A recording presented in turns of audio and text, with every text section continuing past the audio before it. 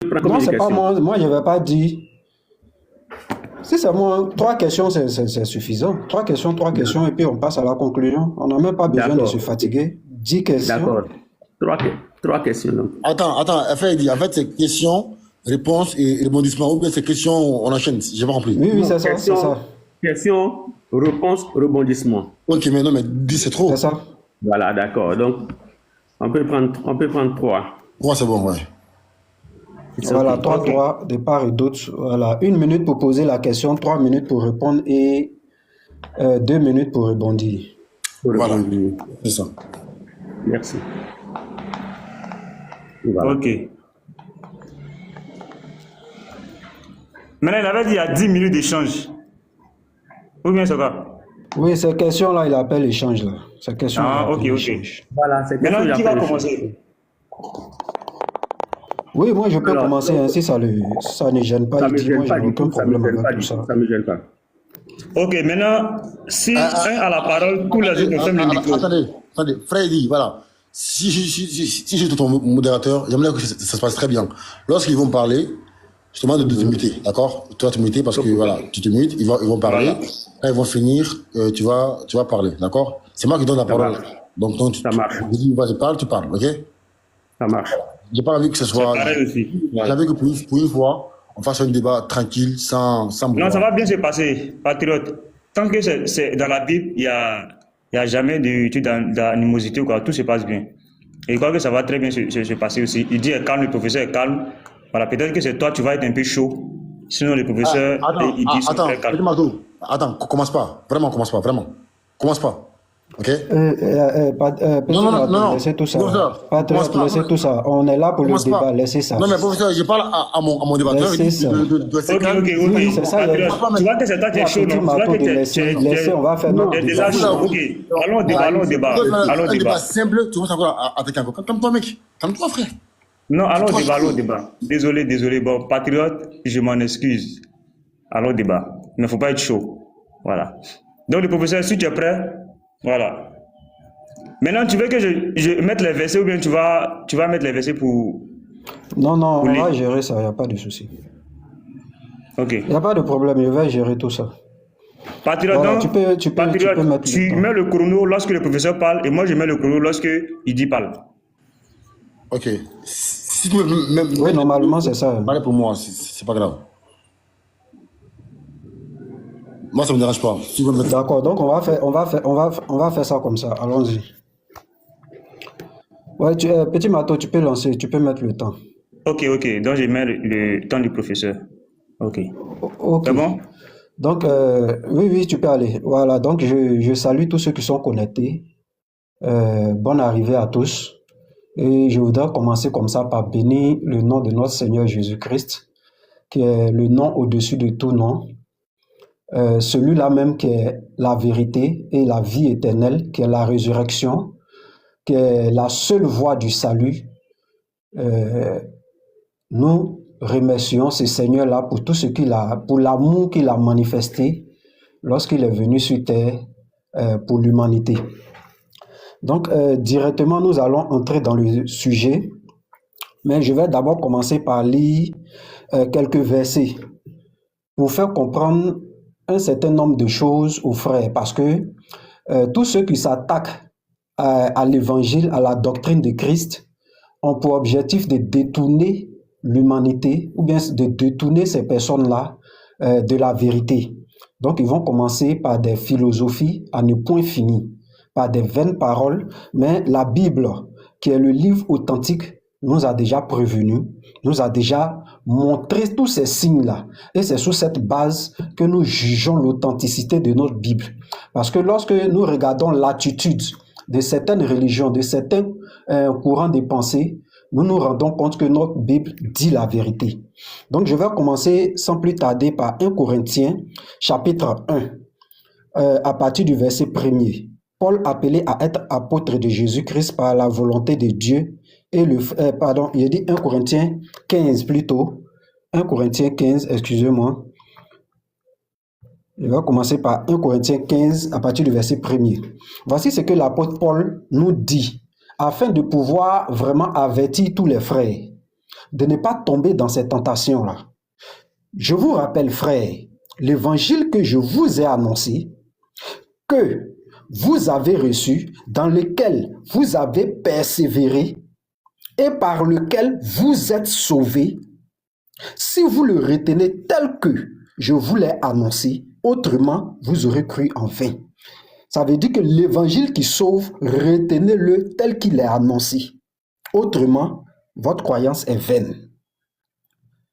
Je vous ai enseigné avant tout comment je l'ai aussi reçu, que Christ est mort pour nos péchés, selon les Écritures, qu'il a été enseveli et qu'il est ressuscité le 3e jour, selon les Écritures également.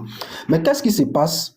Ces personnes-là veulent discréditer, puisqu'ils ne croient pas en ce sacrifice que le Seigneur a opéré, pour pouvoir justifier, peut-être, je vais dire, leurs écritures, leurs pensées. Ils sont obligés de venir nier par des philosophies le sacrifice du Christ. Donc, je vais aller directement, vu le temps, je vais au verset 12. Or, si l'on prêche que Christ est ressuscité des morts, comment quelques-uns parmi vous disent-ils encore qu'il n'y a point de résurrection des morts? S'il n'y a point de résurrection des morts, Christ non plus n'est pas ressuscité. Et si Christ n'est pas ressuscité, notre prédication est donc vaine. Ça veut dire que ce livre-là, c'est pas la peine. Si Christ n'est pas ressuscité. Or, cette scène a bel et bien eu lieu.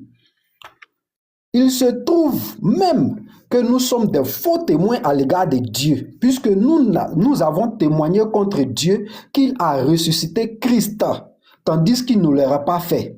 Si les morts ne ressuscitent point, car si les morts ne ressuscitent pas, Christ non plus n'est pas ressuscité.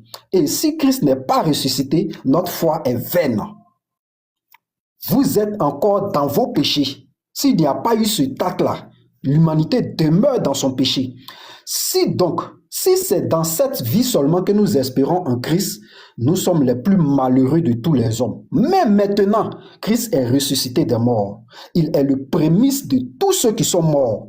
Donc cette scène que tous les prophètes ont annoncée, que Christ lui-même a annoncé aux Juifs, a bel et bien eu lieu. Et nous allons le démontrer dans notre développement. Nous allons démontrer, et je ne vois même pas comment ça sera déboulonné. Ça, je préviens, je ne vois même pas une seule porte de sortie. Donc, voici un peu la parole pour exhorter les frères à ne pas se laisser distraire par ces pensées qui viennent contre le Christ. Donc, sans plus tarder, je vais m'arrêter là et l'écouter également. Shalom.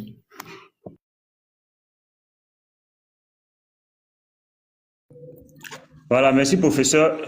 Voilà, elle est dans le temps. Donc, Patriote, tu es là, tu mets le temps? Tu peux mettre. Attends, comme ça on va aller plus vite. Ok. Merci. Vas-y. Donc, il dit si tu es prêt. Hein. Eh ben ouais, je suis prêt. Merci infiniment. Alors, bonjour à tout le monde, bonjour mon co-débatteur, bonjour les modos, et bonjour tous ceux qui sont ici présents. Auzubillahi minash shaitanir rajim, bismillahirrahmanirrahim, Allahumma salli ala sayyidina Muhammadin wa ala ali Muhammadin wa salim. Alors, vraiment, je souhaite que ce débat se passe dans une atmosphère assez conviviale, sans injure, sans offenser quelqu'un. Mon but non plus n'est vraiment pas de discréditer la Bible, d'offenser la Bible ou d'offenser même la foi chrétienne. Je pense que mon co-débatteur a donné un élément qui moi au début, c'est cet élément même qui m'a permis de me poser beaucoup de questions et de faire des recherches depuis à peu près une quinzaine d'années. Donc il a cité déjà 1 Corinthiens 15 verset 14 et suite où les Bibles disent, où Paul dit, au cas où le Christ n'est pas ressuscité, notre foi est donc vaine et votre foi aussi est vaine. En fait, là, cela m'a tiqué un peu. Au temps de Paul, y a-t-il encore des gens qui donc sont contemporains du Christ et qui doutent de la résurrection du Christ, qui disent que les morts ne ressuscitent pas, et on faisait allusion donc au Christ en son temps.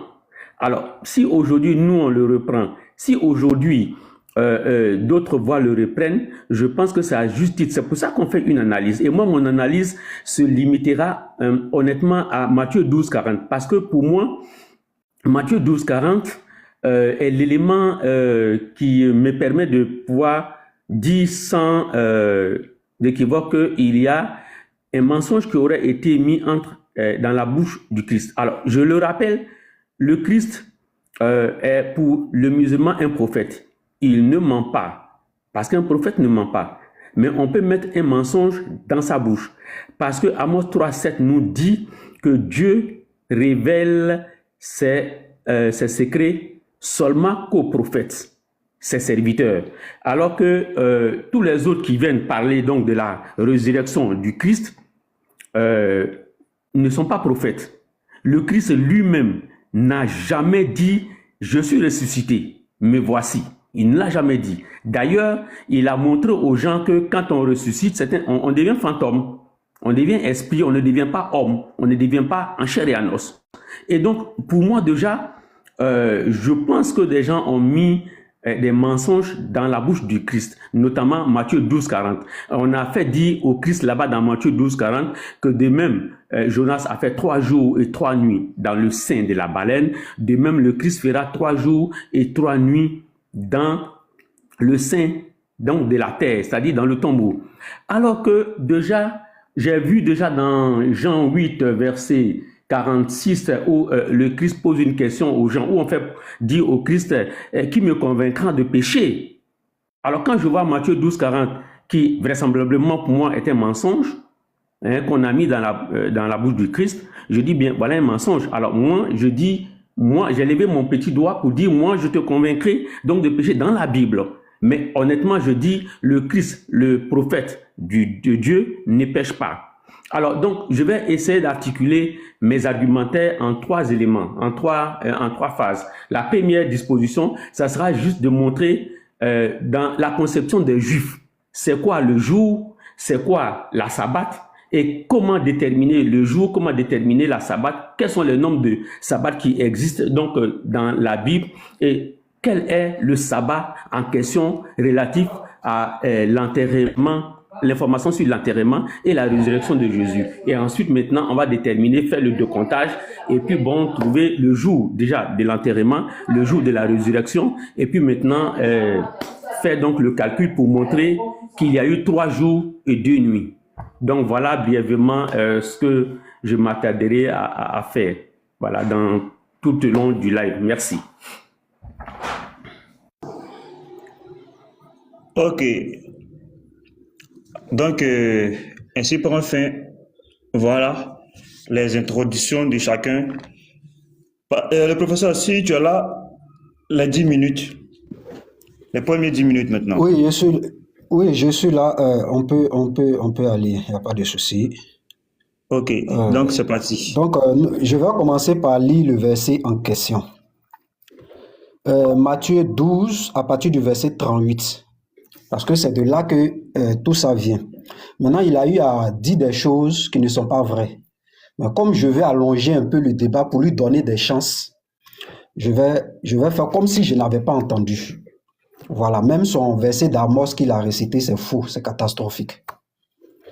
Matthieu 12, verset 38.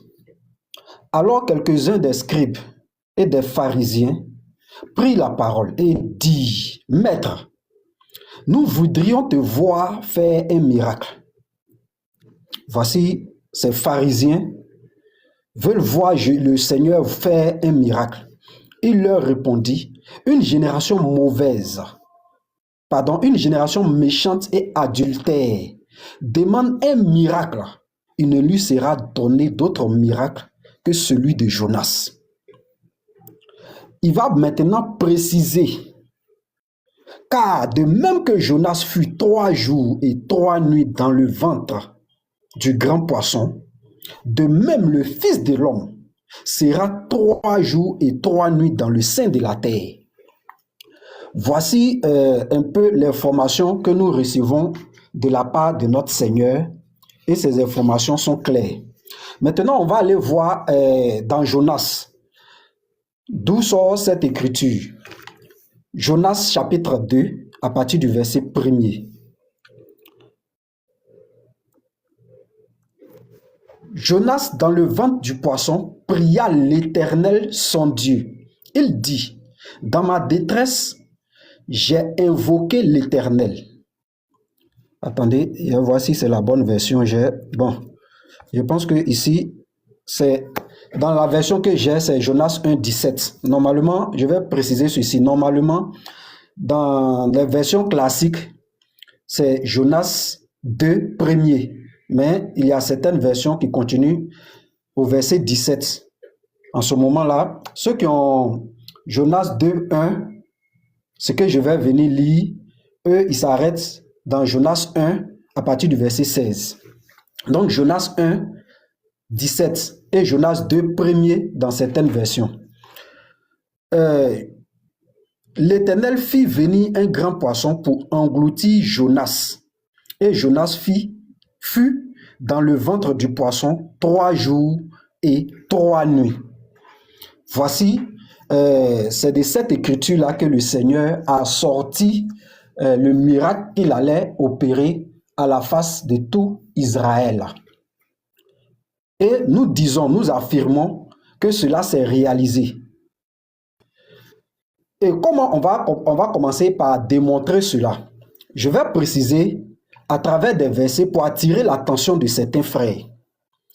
Romains 3, à partir du verset 1er, ça c'est pour attirer l'attention des frères. Pour leur dire quoi?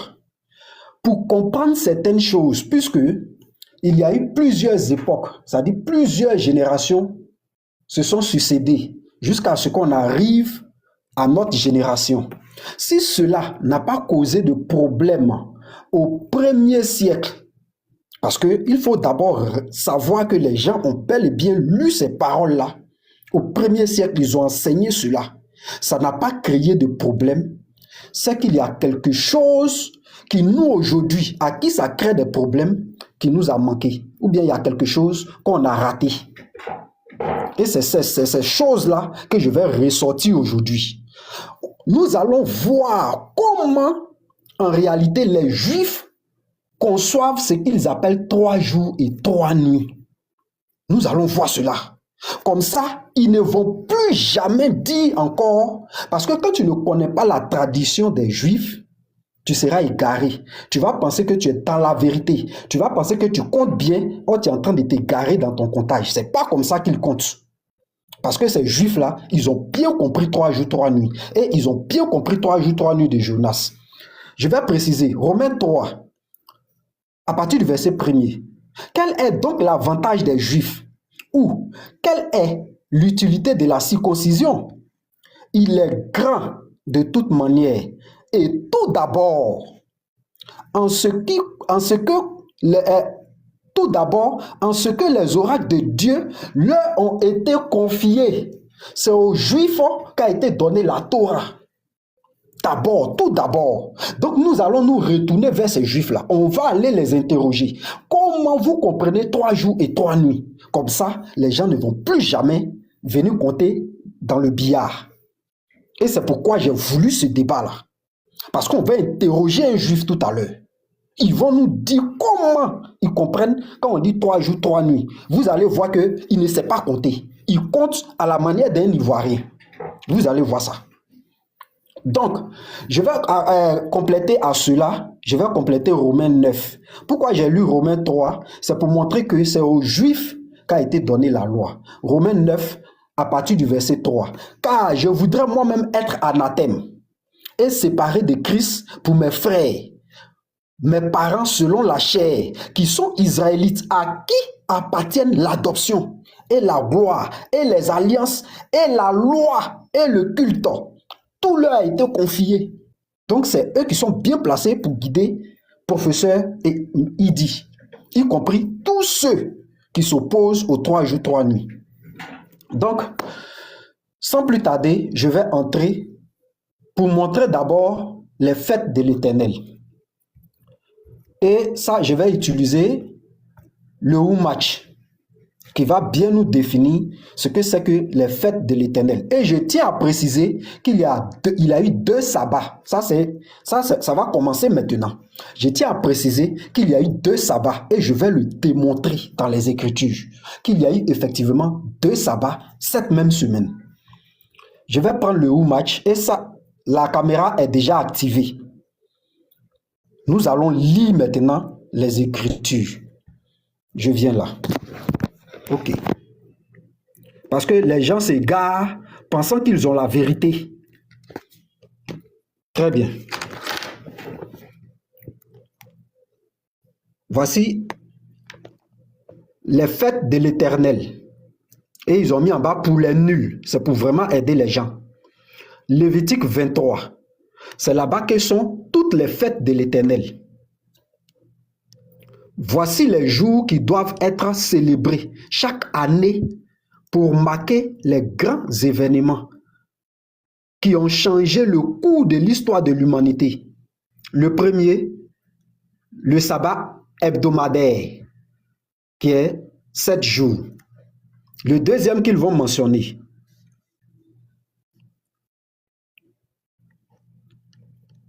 le deuxième sabbat, la Pâque, le 15 Nissan, on célèbre le repas de Pâques. Seder, avant le coucher du soleil, en mémoire de l'agneau sacrifié qui précéda la sortie d'Égypte des fils de Jacob. C'est un sabbat. Je tiens à préciser. La Pâque, c'est le 14 Nissan. Le 15 Nissan est un sabbat. Je tiens à préciser cela. Donc, s'il y a eu Pâques cette même semaine, il y a eu sabbat le lendemain. Je tiens à préciser. Et ça, c'est le 15. Je viens dans Lévitique maintenant pour démontrer cela. Lévitique. Ok, j'ai encore le temps. Lévitique, chapitre 23, comme ils ont cité dans le Humash.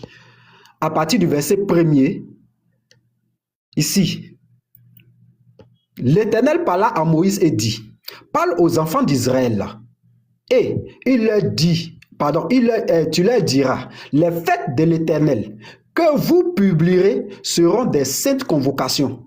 Ici, saintes convocations. Voici quelles sont mes fêtes. Il va donner le premier sabbat. On travaillera 6 jours. Sabbat. Parce qu'il y a une sainte convocation. Une sainte convocation. Vous ne ferez aucun ouvrage le 7e jour. Je viens là. La Pâque. Le premier mois, le 14e jour du mois, entre les 2 soirs, ce sera la Pâque de l'Éternel. Et le 15e jour de ce mois, ce sera la fête des pains sans levain en honneur de l'Éternel.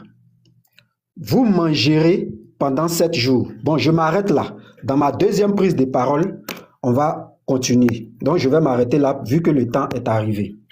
Merci. Ok, merci professeur. Idi, tu es là? Oui, je suis là. Ok, vas-y frère. J'attends que mon modo me donne le signal, quoi. Faut pas mettre le chrono. J'attends qu'il Non, me donne c'est le bon, frère, vas-y, tu peux. D'accord, ok, super, merci. Alors, bien, alors, je pense que probablement on donnera un peu plus de temps à mon co-débatteur parce que visiblement, je crains un peu que les choses se passent un peu mal parce qu'il n'a pas vraiment suffisamment eu le temps. Mais alors, ce que je voulais dire déjà, j'avais dit que dans ma méthodologie, je vais définir d'abord le jour. Parce que si on a la notion du jour, lui, il a survolé, je vais aller en profondeur. Et je souhaiterais que les gens prennent quand même note parce que ça va servir à tout le monde, tant bien à mes frères musulmans qu'aux chrétiens. Alors, on va aller pour déterminer comment les Juifs voient le jour, la notion du jour, comment ils font leur calcul. On va aller donc dans Genèse 1, verset 5. On dit, Dieu appela la lumière jour et il appela les ténèbres nuit. Ainsi, il eut un soir, il eut un matin. Donc, j'ai bien donné le verset, Genèse 1, verset 5. Il faut le noter, s'il vous plaît. Alors, on dit ce fut le premier jour.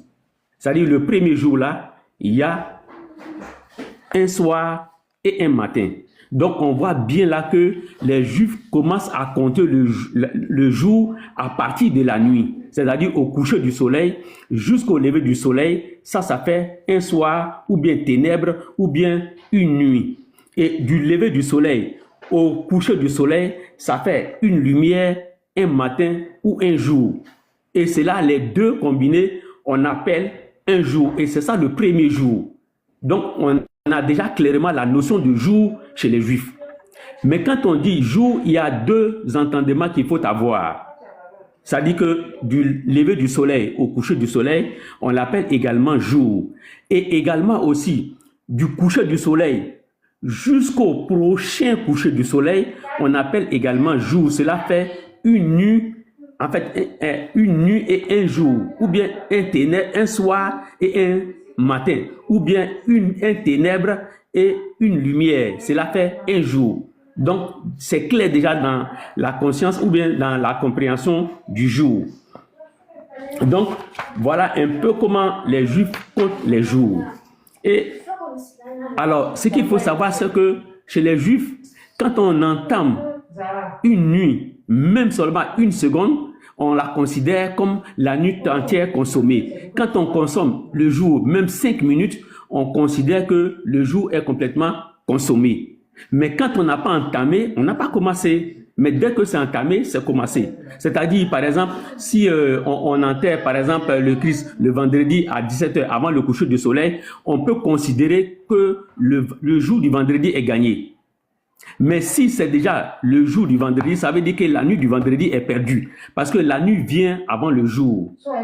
Donc, il faut déjà comprendre cette notion-là. Deuxième chose à savoir, on va aller rapidement avec les luminaires. Donc, j'ai expliqué que les luminaires, là, c'est donc pour déterminer le jour. Et quand il n'y a pas de luminaire, c'est pour déterminer... D'ailleurs, on dit le grand luminaire pour déterminer le jour et le petit luminaire pour déterminer la nuit. Bien qu'il y ait encore, excusez-moi de le dire, un petit mensonge de la part de Yahweh, un jour on en reviendra. Pour le moment, ce n'est pas le sujet du jour. Alors, on va revenir sur aussi les... comment on appelle ça, les sabbats. Il a aussi survolé, il a oublié de me noter. Je sais qu'il le sait, hein, quand je vais lui dire, il va se rappeler. En fait, il n'y a pas deux sabbats. Dans la tradition juive, il n'y a pas deux sabbats. Il y a 3 types de sabbats.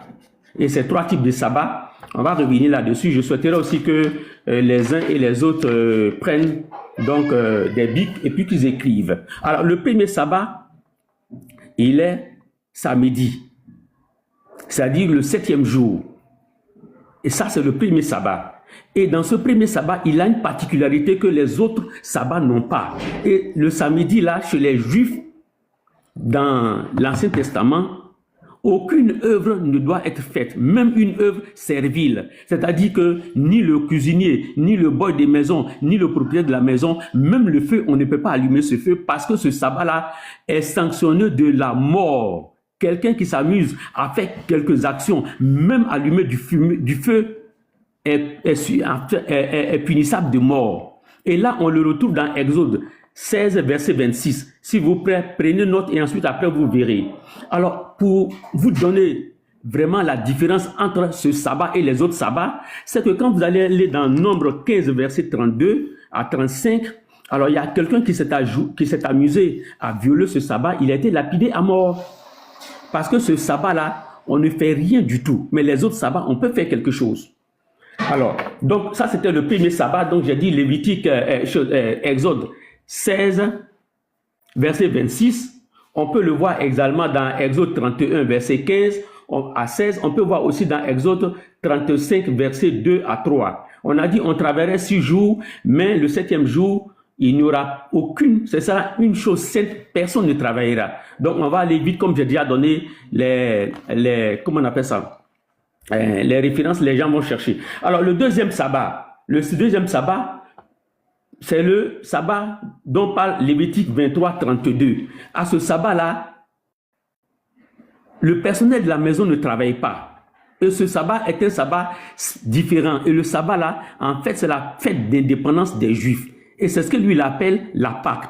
Parce que la Pâque, pour savoir, il faut, en fait, l'histoire, il faut savoir que c'est lorsque les enfants d'Israël sont sortis de l'Égypte, là, ils sont venus, ils ont fêté, donc, cette liberté, cette indépendance, est ce qu'on appelle la Pâque.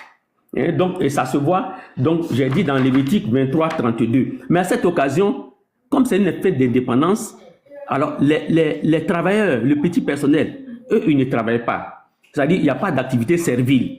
Eux, on les appelle les serviles, donc eux ne font pas de services. Le propriétaire de la maison peut travailler, il peut allumer le gaz, il peut faire tout ce qu'il veut, il peut préparer, mais il ne peut pas permettre au personnel, petit personnel de travailler. Donc ça, c'est le deuxième sabbat. Et le troisième sabbat, on va le voir dans Lévitique 25, verset 4. S'il vous plaît, prenez note.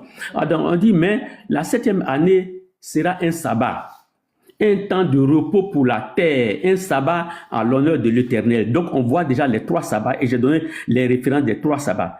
Le premier sabbat, c'est le sabbat hebdomadaire. Ça, c'est depuis dans Genèse, au début, même quand Dieu travaille, on dit la travail et s'est reposé. C'est le jour du repos de Dieu qui est le premier sabbat hebdomadaire. Et à ce sabbat-là, on ne doit faire aucune activité. Même allumer du feu, on en meurt. C'est ce que nous dit Exode 35. J'ai dit tantôt, non, Exode 31, 35, verset 2 à 3. Et donc, le troisième sabbat, c'était donc le sabbat annuel. Alors, donc, voilà, c'est clair hein, dans la tête des gens. J'ai donné déjà le jour, le décompte du jour. J'ai donné donc le décompte aussi, comment on appelle ça, donc des 3 sabbats. Alors, ce qu'il faut savoir déjà, c'est que le premier sabbat dont il est question, on ne peut pas travailler, on ne peut pas faire des aromates. Mais les 2 sabbats peuvent se combiner parce que le premier sabbat là, il est le 7e jour. Il ne varie pas. Pendant que le sabbat pascal, lui, il varie. Il peut tomber le samedi. Et ça va faire 2 sabbats combinés. Mais ça sera un seul jour. Ça ne sera pas 2 différents sabbats. Malheureusement, je crois que mon co-débatteur, il n'a pas tenu compte de ça. Le premier sabbat, lui, il ne peut pas varier. C'est le 7e jour. Et c'est samedi. Et le sabbat pascal, il peut se trouver lundi, mardi, mercredi, il peut être samedi. Et quand c'est comme ça, le sabbat, le grand sabbat prime. Parce que le grand sabbat là, c'est le sabbat où aucune activité n'est permise. Et si tu t'amuses à faire quelque chose, tu es puni de peine de mort. C'est ce que nous dit donc Exode 35, verset, je disais tantôt verset 2 à 3. Donc voilà en 2 mots la différence, hein, le calcul des jours, le calcul des sabbats. Maintenant, ce qui va nous intéresser, c'est voir quel est le sabbat auquel les femmes n'ont pas pu préparer. C'est ce sabbat-là qui va être prioritaire. Les femmes n'ont pas pu préparer, c'est ce sabbat qui sera prioritaire. Et si on découvre ce sabbat, qui est donc le samedi, si on se rend compte que les femmes n'ont pas pu faire des activités, alors à cause du sabbat, ça sera ce sabbat. Parce que les autres sabbats, elles peuvent le faire. Mais si ce sabbat tombe un samedi, on va tenir compte donc du sabbat, qui est le sabbat hebdomadaire. Et donc, ça sera 2 sabbats jumelés en un seul jour. Donc, voilà. Alors, on me dit que le chrono est déjà presque l'heure. Donc, voilà, bienvenue. Donc, je laisse la parole. Il peut peut-être donner les 30 secondes à mon co-débatteur pour qu'il se rachète un peu. Merci. Ok. Voilà, je te signalais juste que, voilà, tu n'étais pas loin du temps. Ok, donc ainsi, chacun vient de finir 1 fois 10 minutes, donc il reste encore 2 fois 10 minutes. Professeur, si tu es là. Oui, je suis là. Attends avant de lancer.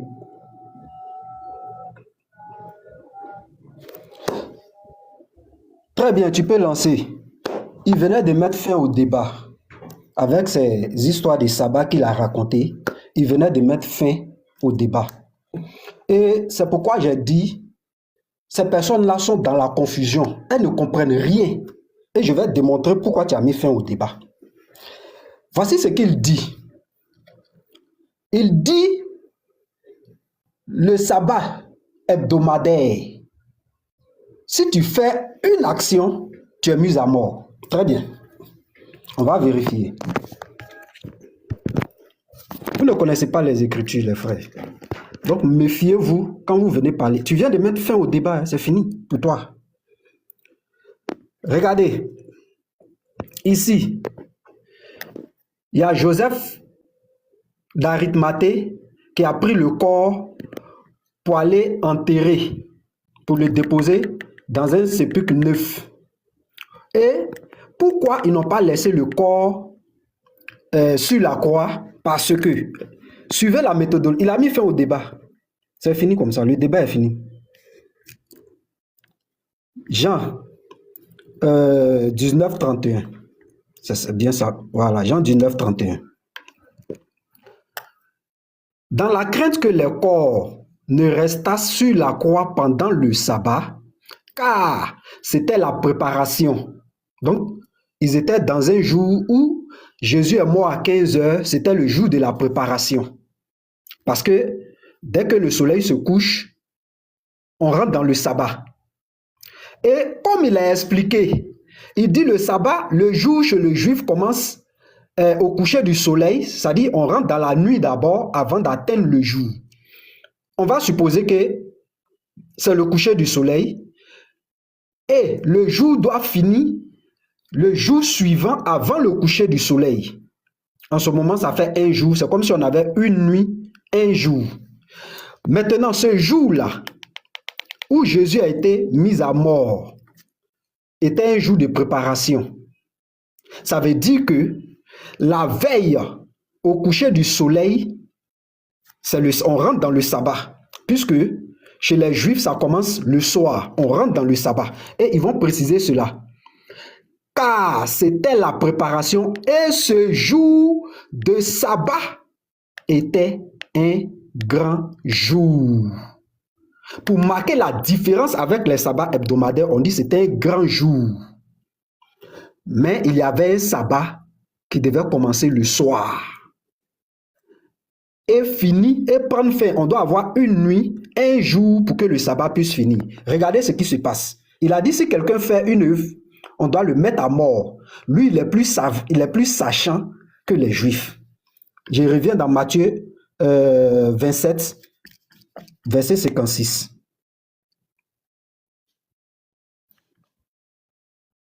Je viens ici. Très bien. Voilà. Le lendemain, qui était le jour, regardez, le lendemain, qui était le jour après la préparation. Ça veut dire que si ça tombe un mercredi dans la journée, le lendemain, le jour après cette préparation, on est toujours dans le sabbat. Parce que le sabbat a commencé la veille du jour de la préparation et le lendemain, on est toujours dans le sabbat tant que le soleil n'est pas à son coucher.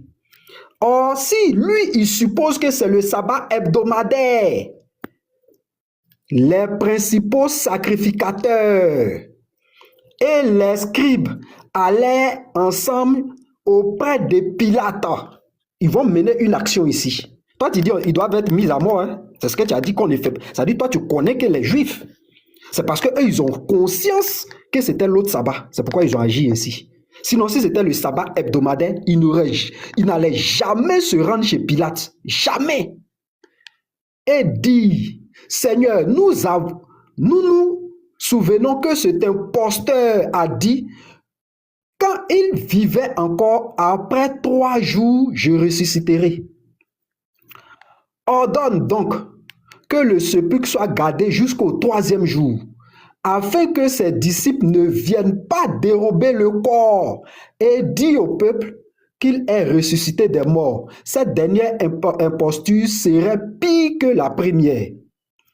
Pilate leur dit, vous avez une garde, allez, gardez-le comme vous l'entendez. Ils allèrent et s'assurèrent du sépulcre au moyen de la garde. C'est-à-dire, quand tu dis on ne doit rien faire, et ils ont pris des gardes. Ce jour-là, ils ont pris des gardes pour aller sceller. Tu vois, ils ont scellé la pierre. Ils ont pris. Oh, toi, tu connais que les Juifs. Toi, tu peux me dire que tu connais que les Juifs. Tu venais de te prendre un chaos monumental. S'il s'agissait du sabbat hebdomadaire, il y a eu une restriction. Petit Mato, arrête le chrono, s'il te plaît.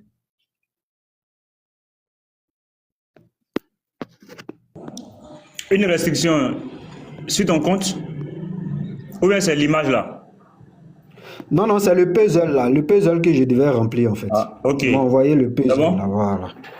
Voilà, c'est bon maintenant. Donc, si toi, tu estimes qu'il s'agit du sabbat hebdomadaire et que le lendemain du jour de la préparation, qui est toujours le sabbat, ils sont allés sceller la pierre. Ils ont mené des actions. Tu ne connais pas que les Juifs, donc il ne faut pas nous distraire ici. C'est parce qu'il s'agissait du sabbat hebdomadaire où il a été permis de mener certaines actions.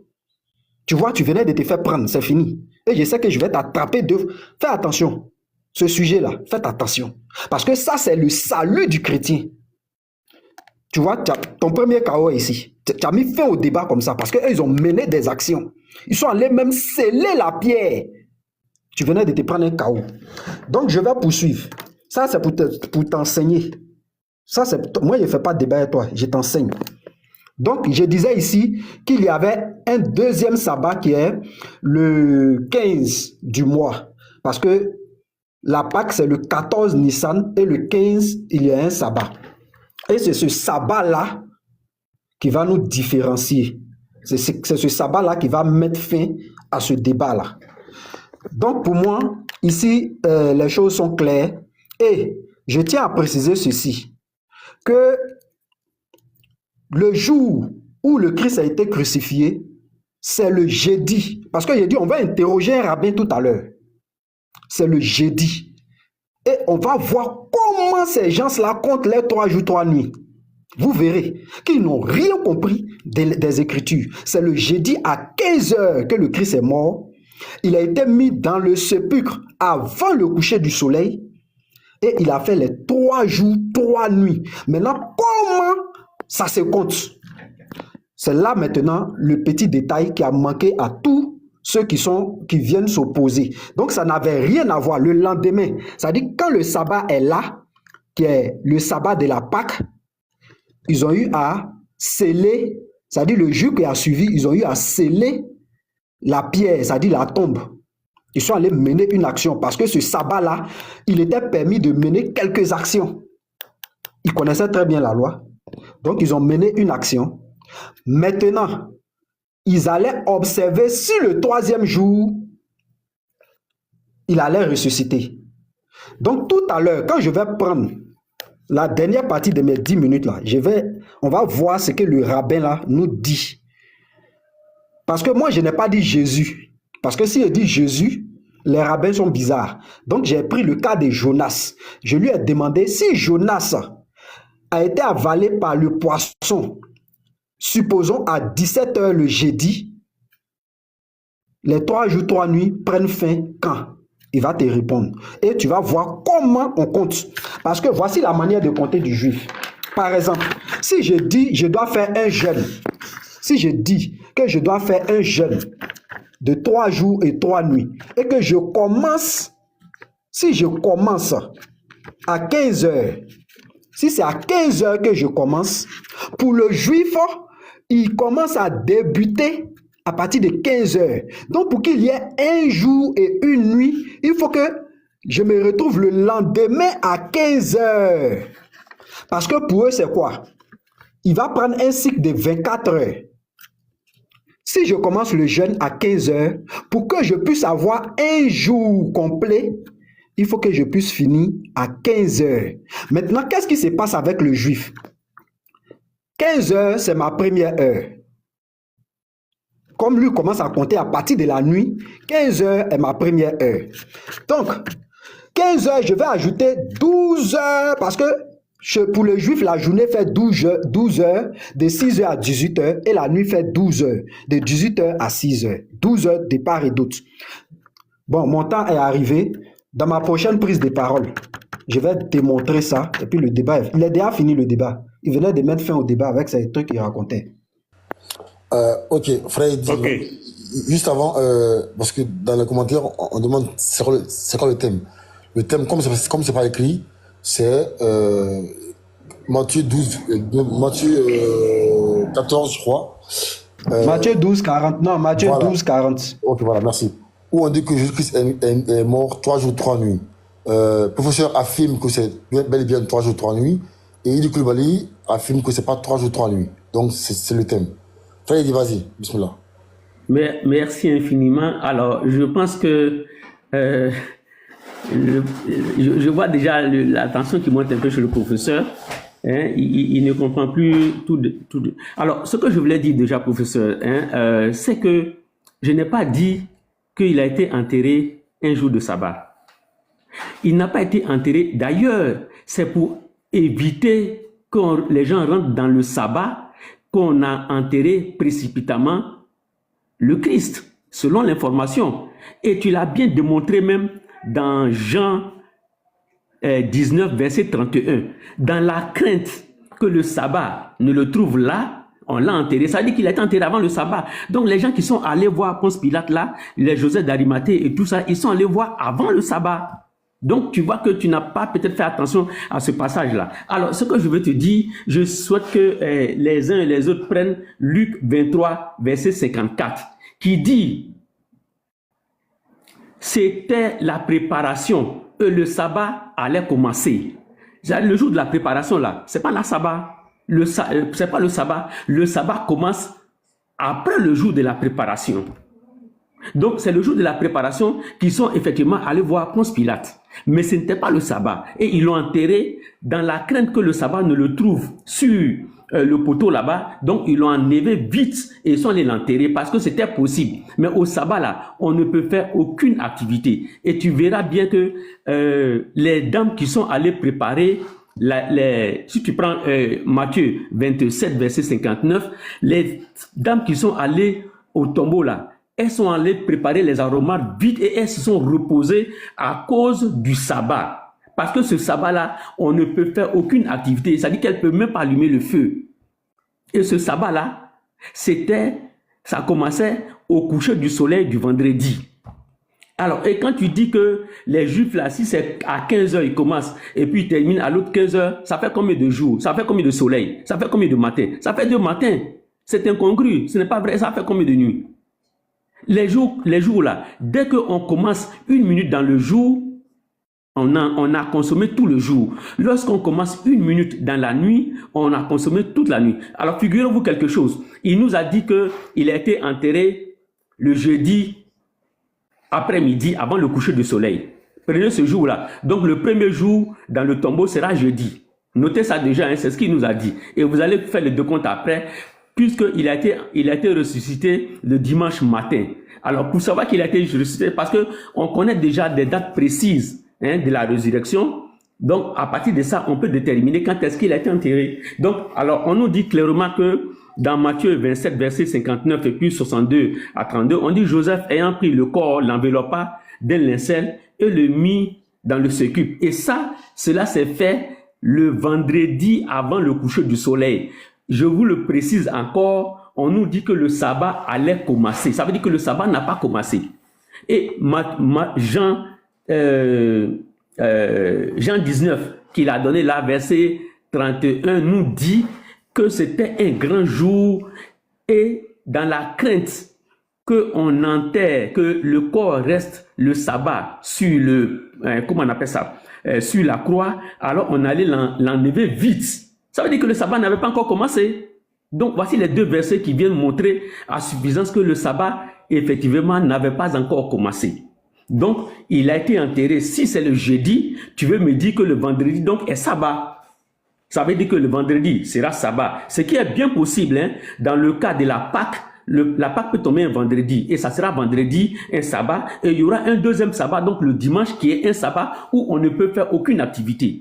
Mais il se trouve que l'activité, les femmes n'ont pas pu préparer l'aromate à cause du sabbat. Alors que le sabbat, s'il tombait vendredi, que c'était le sabbat de la Pâque, ça ne peut pas empêcher les femmes de préparer. Parce qu'il n'y a jamais eu de mort, il n'y a jamais eu de punition de mort liée au sabbat pascal. Sinon, montre-moi. Je t'ai montré dans Nombre un cas de mort lié au sabbat hebdomadaire. Parce qu'on a dit que même le feu, on ne peut pas allumer. Mais le sabbat pascal, on peut allumer le feu. Parce que le sabbat pascal nous dit que ce sont les œuvres serviles qui ne sont pas possibles. C'est-à-dire que le cuisinier, là, le boy là, ne peut pas travailler. Mais le personnel de maison peut travailler. On peut aller acheter des aromates et les faire. Donc, si tu n'as pas compris cette notion, tu ne comprendras pas. Et puis, si tu penses que quand on calcule, on va commencer à partir de 15 heures. S'il dit je jeûne à 15 heures, et puis il coupe le jeûne à 15, l'autre 15 heures, ça va faire 2 jours. Parce que 15 heures là, le soleil n'est pas couché. L'autre 15 heures là, le soleil est là. Donc, ça fait 2 soleils. Alors que la Pâque là, c'est entre 2 couchers du soleil.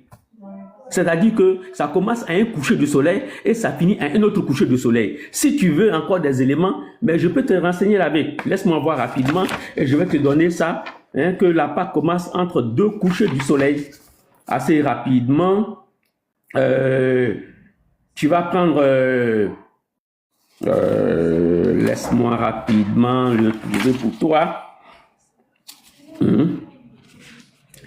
Vite, je l'ai noté quelque part. Bon, en fait, s'il y a polémique dessus, je vais te le montrer, sinon, il n'y a vraiment pas de problème. Alors, donc, c'est clair que le sabbat, c'est bien le début du sabbat, là, c'est à la coucher du soleil du vendredi. Et donc, le vendredi, il a été enterré, et le jour de son enterrement est bien vendredi. Je vais te le démontrer encore avec un autre passage. Quand on va prendre, si vous allez prendre Luc 23, verset 54, hein, Luc 23, verset 54, hein, il nous le dit là-bas que les femmes venues de la Galilée accompagnaient Joseph dans le s'occupe de la manière dont le corps est vide, de la manière dont le corps était déposé. Donc ça, c'est au moment où on faisait donc l'enterrement. Et donc cela s'est passé effectivement le vendredi après midi, avant le coucher du soleil. Voilà. Donc on va aller rapidement, je vais trouver... On va voir dans Luc 24, Luc 23, 54, c'était donc le jour précédant la sabbat, c'est-à-dire la veille du sabbat. Et la veille du sabbat, là, c'est vendredi. La veille du sabbat dont il est question, c'est vendredi. Sinon, si tu fais du sabbat vendredi, ça veut dire que la veille est jeudi, alors il y aura 2 sabbats collés. Et s'il y a 2 sabbats collés, le seul sabbat où les femmes ne peuvent pas travailler, c'est le sabbat donc hebdomadaire. Et là, ça deviendra catastrophique. Tu verras que Jésus aura fait donc plus de jours, plus de nuits que de jours, plus de nuits et de jours dans donc le tombeau, ce qui sera invraisemblable.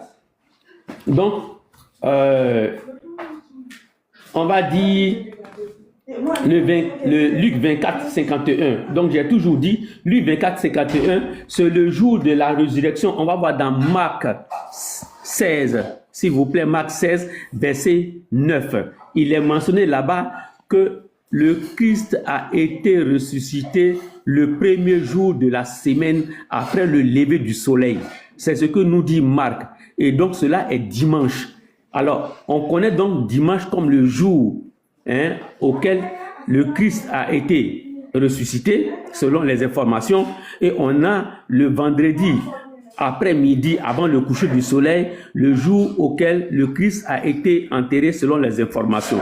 Ça, c'est déjà clair là-dessus. Je pense que mon co-débatteur ne pourra pas du tout s'en défaire, à moins qu'il vienne montrer le contraire. Donc, c'est clair, selon ce que je viens de dire, le 15 heures, de 15 heures à 15 heures, ça va faire 2 jours et non 1 jour.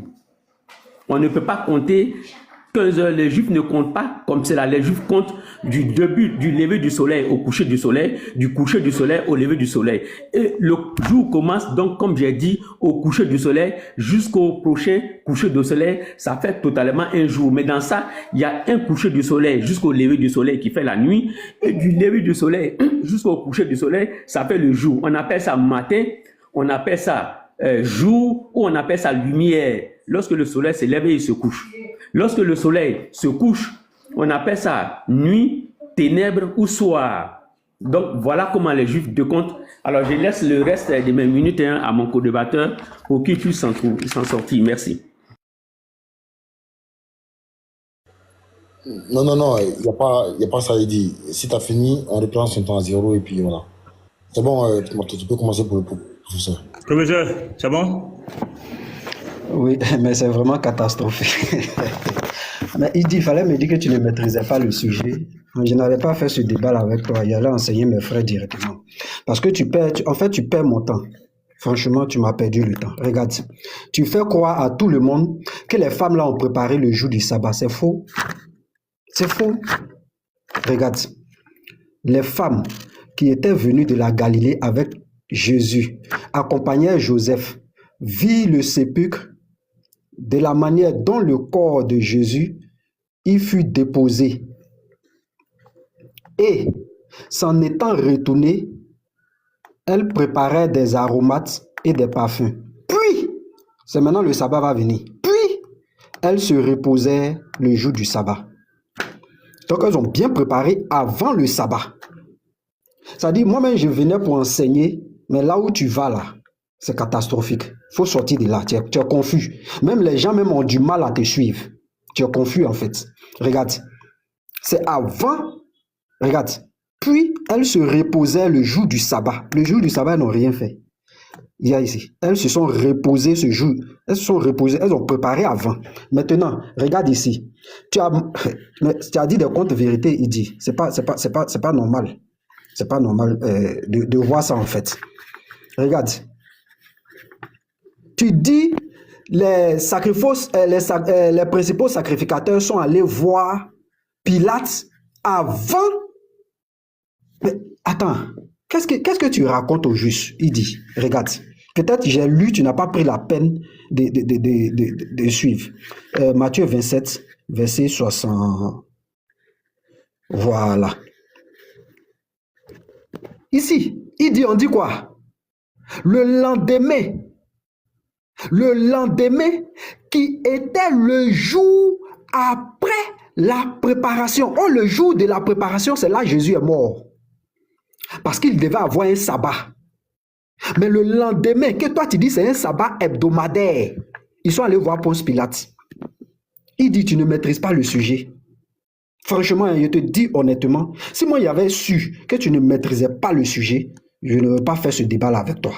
Moi, j'attends les kémites là, les bons gars là, ceux qui disent qu'ils maîtrisent là, c'est eux moi je veux. Parce que toi, tu ne te rends pas compte que c'est le lendemain.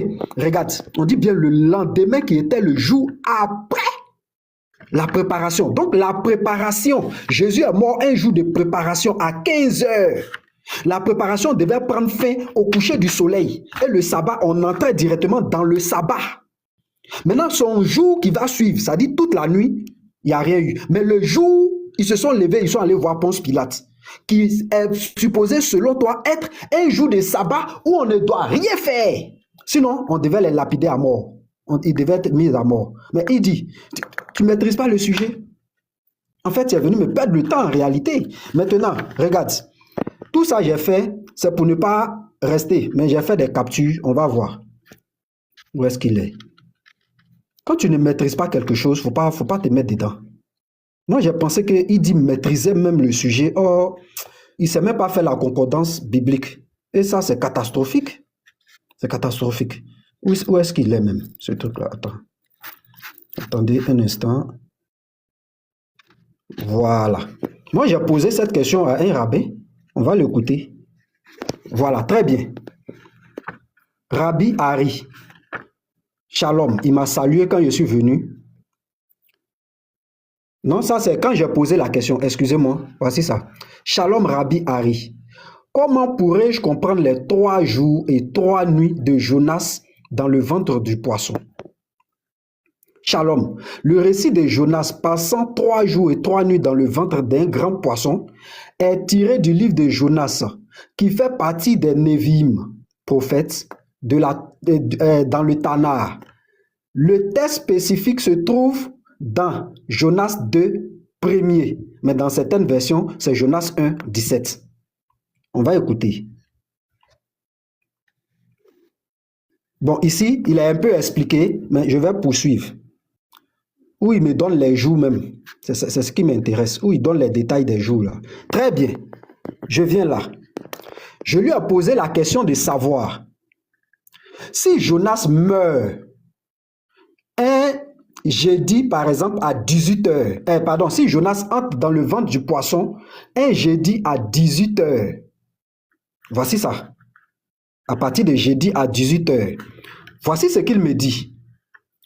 Jeudi soir à vendredi soir, premier jour et première nuit. Or, si on veut compter comme il dit compte, comme des Ivoiriens, il est égaré, c'est fini. Regarde, si ce rabbin te dit premier jour et première nuit, c'est du jeudi soir au vendredi soir. Selon toi, dans ta tête là, tu vois 2 nuits dedans. Or, les Juifs ne comptent pas comme ça. Eux, ils ont leur manière à eux de compter. Parce que lui, qu'est-ce qu'il fait? Il va te dire jeudi à 18h, de jeudi à 18h à vendredi à 18h, ça fait un jour et une nuit. De vendredi à 18h au samedi à 18h, ça fait il dit deuxième jour et deuxième nuit. De samedi soir à dimanche soir, troisième jour et troisième nuit. Tu vois comment les Juifs comptent, non? Tu vois? Toi, tu dis les Juifs ne comptent pas comme ça, voici ça. C'est un rabbin. Toi, tu es qui pour venir nous dire autre que ce que ce rabbin a dit? Donc, si on suppose que Jésus meurt le jeudi à 15h, selon eux, la méthode de calcul, c'est eux qui ont bien compris, c'est pourquoi les Juifs ne se sont jamais plaints de ce principe-là. Lorsque Jésus a dit ça, ceux qui sont bien placés là, ce sont les Juifs, c'est pas toi, il dit. Ça veut dire si Jésus meurt le jeudi à 15h, jeudi à 15h, ça veut dire quoi? Vendredi à 15h, ça fait, on trouve dedans une nuit et un jour. Et un jour. Voici ce que les Juifs comprennent. Voici ça. C'est comme ça que les Juifs comprennent ce message-là. Pourquoi? Parce que lui, il va prendre le début de toi ta nuit à partir de 15 heures. Il va ajouter 12 heures, puisque pour lui, le Juif, la journée fait 12 heures. Donc, 15 plus 12, ça nous fait 27 ans. 27 ans. Si je retranche 24 de 27, ça me ramène à 3 heures du matin. Ça veut dire quoi? Moi, ma nuit commence à partir de jeudi à 15 heures pour finir à 3 heures du matin. Maintenant, 3 heures, 1 minute, jusqu'à 15 heures, ça me fait mon jour. C'est pourquoi, quand on dit un jour fait 24 heures, mais en réalité, dans un jour qui fait 24 heures, tu as 2 nuits dedans. Pourquoi? Parce que pour nous, là, ça commence à partir de minuit, 1 minute, le jour. Il commence à partir de minuit, 1 minute. Si je prends 0 heure, 1 minute, je suis toujours dans la nuit. Mais ça finit à quelle heure? À 23h59 minutes. Mais si je veux compter comme toi, de façon bidon, là, ici, là, ça ne fait pas un jour complet. Parce que si tu... Oh, lui, dans un jour, quand lui dit un jour, pour lui, là, dans un jour, il y a une nuit et un jour dedans, forcément. Dans un jour, c'est comme ça, lui, il calcule. Donc, si moi, je prends minuit, 1 minute, jusqu'à 6 heures, ça fait la nuit. Selon toi, tes calculs, jusqu'à 6 heures, ça fait la nuit. Je prends 6 heures, jusqu'à 18 heures, ça fait le jour. Quand je passe à partir de 18 heures, 1 minute, ça fait encore la nuit. Tu penses qu'on a fait un jour comme ça? Si toi, tu veux compter de façon bidon comme ça, tu penses que ça fait un jour? Tu penses que ça fait un jour? Parce que toi, si tu veux compter de cette façon, tu ne diras pas que ça fait un jour. On ne compte pas comme ça. Regarde, c'est clair. Voici ça ici. Jeudi soir. Si tu prends jeudi soir à vendredi soir, il dit premier jour et première nuit. Or, toi, tu comptes de façon bidon. Vendredi soir à samedi soir, deuxième jour et deuxième nuit. De samedi soir à dimanche soir, troisième jour et troisième nuit. Tu vois comment le juif compte, non? C'est comme ça le juif compte. Et regarde ici, je lui ai même posé une autre question, il m'a ramené la même chose. Je lui ai même posé une autre question, il m'a ramené la même chose pour dire voici comment nous comptons. Ainsi, en comptant de cette manière, Jonas aurait pu être libéré à n'importe quel moment après le coucher du soleil. Si je prends 18 heures. Or, pour nous, Jésus a été enterré avant le sabbat. Or, avant le sabbat, c'est forcément à partir de 17 heures. On est encore dans ce jour-là. Or, si je prends... Oui, bon, je m'arrête là. Normalement, ça, c'est un enseignement. Il ne maîtrise pas le sujet, en fait. Et ça me fatigue. Ok. Donc, ainsi prend fin les 3 fois 10 minutes du professeur. Il dit, si tu es là, hein, patriote, tu es là? Freddy, vas-y. Merci infiniment. Alors, je vois que tout le monde a bien... Attends. Professeur, ton micro. Oui, pardon. Vas-y, Freddy. Alors, je vois que tout le monde a compris. J'ai depuis le début dit que l'enterrement, les gens sont allés voir Ponce Pilate. Tout ceci a été fait avant le début du sabbat. C'est clair. Malheureusement, il ne nous a pas donné, il a dit qu'il y a 2 sabbats. Il ne nous a pas montré quel jour est le sabbat là, c'était quel jour. Il n'a pas dit. Il n'a pas dit quel jour. Il a fini son développement, tout. Il ne nous a pas dit quel jour Jésus a été ressuscité. Il ne l'a pas dit. Mais moi, je me suis limité à le dire. Moi, j'ai dit que Jésus a été ressuscité le dimanche matin. Et j'ai donné un passage biblique qui le témoigne. J'ai donné aussi un passage biblique qui montre que Jésus a été enterré avant le sabbat. Lui, il a dit que le sabbat, ils sont allés voir Ponce Pilate. Après, il s'est détourné, il s'est racheté pour dire qu'il n'a pas été enterré le jour du sabbat, mais avant le sabbat. Mais c'est ce que moi j'ai dit. Il a été enterré avant le sabbat et il a été ressuscité après le sabbat. Mais il n'y a pas de sabbat. Toi-même, tu es d'accord avec moi qu'il y a un seul sabbat. Et le seul jour de sabbat là, c'est bel et bien samedi. Sinon, si tu me dis que son premier jour est jeudi, on fait le compte. Jeudi, ça va faire premier jour. Puisque quand il a commencé le jour, si on dit quel jour Jésus est enterré, on va dire jeudi. Donc jeudi est premier jour. On ne peut pas contester ça. Si tu dis qu'il a été enterré jeudi avant le sabbat, donc son premier jour c'est jeudi. Et son deuxième jour sera vendredi. Son troisième jour sera samedi. Et comme il est ressuscité dimanche matin, son quatrième jour sera dimanche matin. Mais tu as fait du mal au Christ. Parce que tu l'as ressuscité le dimanche, 4 jours de souffrance dans le tombeau. C'est catastrophique. C'est catastrophique. Donc tu vois que le jour de jeudi là ne peut pas être comptabilisé. Et si tu trouves deux jours collés de sabbat, c'est-à-dire que vendredi est sabbat, dimanche et samedi est sabbat, donc tu es d'accord avec moi qu'il est resté 2 jours consécutifs de sabbat, alors qu'on nous dit c'est après le sabbat qu'il a été ressuscité. J'ai donné, et allons-y déjà dans Luc 24, verset 21. Ça même, ça met fin à toutes les supputations. Je souhaite que les gens prennent au moins le temps de consulter ce passage-là. Le passage nous dit, Luc 24, verset 21. Or, nous espérions que lui était celui qui allait racheter Israël. Mais voici avec toutes ces choses, le 3e jour auquel les choses se sont produites. Ça, c'est le dimanche matin. Les gens voient, ils sont en train de discuter entre eux que, bon, nous, on pensait que c'est lui qui allait nous racheter, qui allait venir combattre contre Ponce Pilate là pour délivrer les Juifs de la sanction, en fait, de l'esclavage. Mais voilà que jusque-là, rien n'est fait et nous sommes au 3e jour. Et le dimanche étant le 3e jour, s'il te plaît. Le 2e jour, c'est quand? C'est samedi. Et le premier jour, quel est le jour? Ça sera vendredi. Comment est-ce que tu peux m'expliquer que si dimanche est le 3e jour, alors le 2e jour, là, quand ça sera dans les questions-réponses, tu vas me dire c'est quand? Alors, il m'a dit, quelque part, je lui ai dit que le sabbat, le seul sabbat pour lequel les femmes n'ont pas pu préparer, c'est le sabbat où les aromates ne peuvent pas être traités. Et lui-même, il a lu un passage qui le dit, qu'il a dit que les femmes ont préparé les aromates avant le sabbat.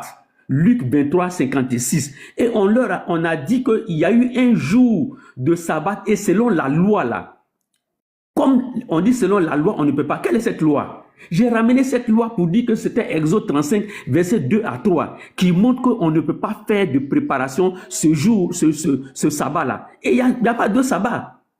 Donne-moi un seul sabbat, un autre sabbat pour lequel on ne peut pas faire de préparation. Il y a un seul sabbat et ce seul sabbat, c'est samedi. Mais comment tu veux le ramener au vendredi? Non, mon ami, tu vois que le débat là, toi-même tu as vu et tous tes camarades ont vu que j'ai dit et je le répète, quand on commence un jour, il est consommé. Toi-même, quand tu prends ton vol, tu dis je m'en vais en France. Tu prends le vol ici à 17 h. On va te dire tu as quitté, aujourd'hui nous sommes quel jour? Nous sommes dimanche. On va dire tu as quitté dimanche. Si tu vas à chose en France, tu arrives là-bas la nuit. Donc, on va dire le lundi nuit. Hein, le lundi nuit. C'est-à-dire qu'on va te dire le lundi nuit. Si tu quittes là-bas le même jour, la même nuit et que tu vas ailleurs, tu vas dire c'est le dimanche que moi j'étais. Bon, on va dire vendredi, hein, on va dire vendredi, lundi. Parce que dès que le soleil se couche, le lundi commence. Tu vas dire que dans la nuit du lundi là, moi j'étais à chose en France. Mais tu peux quitter là-bas, si tu es en transit, tu peux quitter pour aller ailleurs. Mais au moins, on va te dire, tu as passé une nuit comment on appelle ça, à l'aéroport Charles de Gaulle. Mais ça ne veut pas dire que toute la nuit. Mais quand tu as commencé une seule, alors on peut considérer déjà que toute la nuit est consommée. Et c'est ce que je t'ai dit. Il a été enterré avant le sabbat. Et le jour de l'enterrement, là, le premier jour, peu importe le jour que tu vas donner, si tu donnes jeudi, alors ça va lui faire 3 jours et 4 nuits. Parce qu'il est ressuscité le dimanche, le jour de résurrection, c'est le dimanche. Après le lever du soleil. Ça veut dire que la nuit du dimanche là, il était encore dans le tombeau.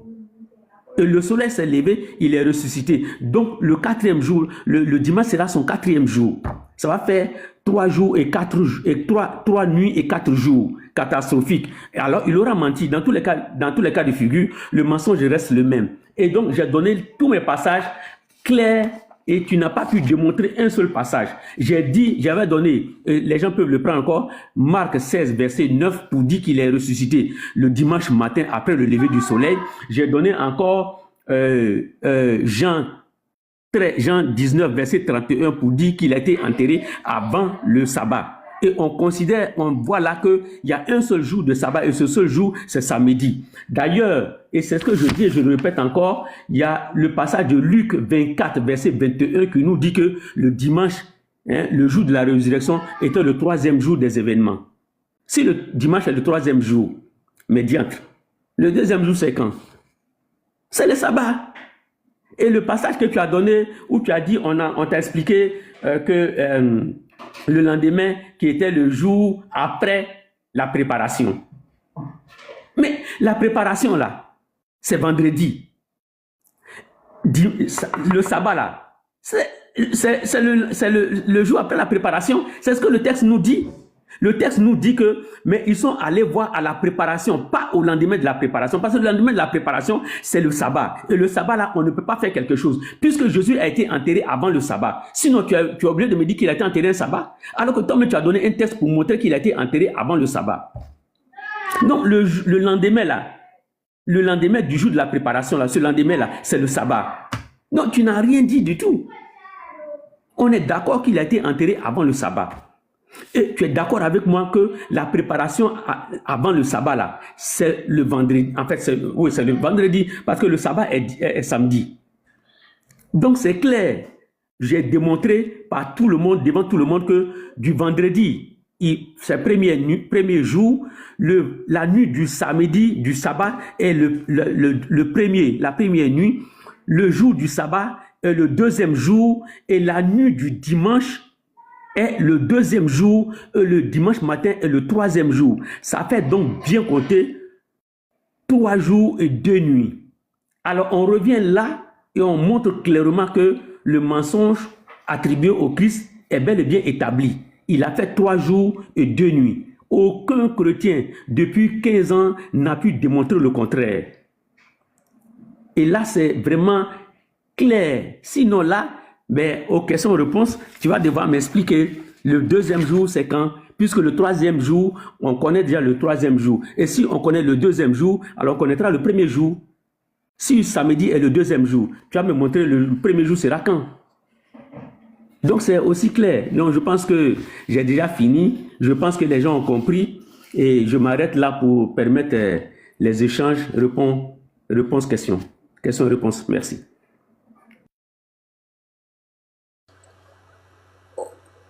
Quand Martin est là, Ok.